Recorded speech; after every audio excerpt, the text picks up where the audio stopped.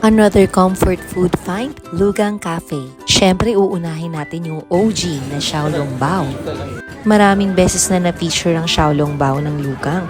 Pero totoo naman kaya itong bestseller nila kasi napakasarap. Next, pork wonton in spicy chili oil. Juicy ang pork, sakto ang anghang, kaya lalo kang matatakam. Next is the seafood spinach soup. Light, malinis at comforting. Sunod na dyan ang golden fried rice with egg and shredded pork. Simple pero solid kaya patok sa kids.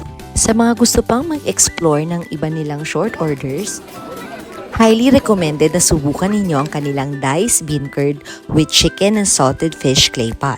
Malambot yung tofu, sakto lang yung alat ng salted fish kaya perfect i-partner sa fried rice. Ito, deserve mo talagang itry. Fried oysters with sweet soy garlic.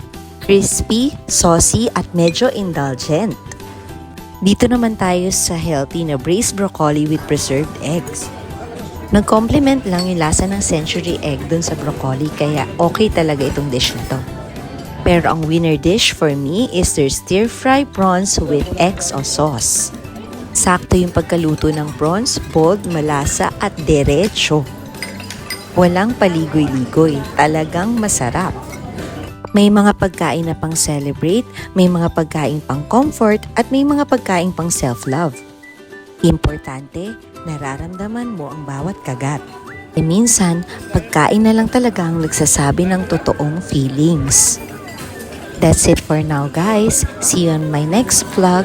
Real food, real feelings. Bye!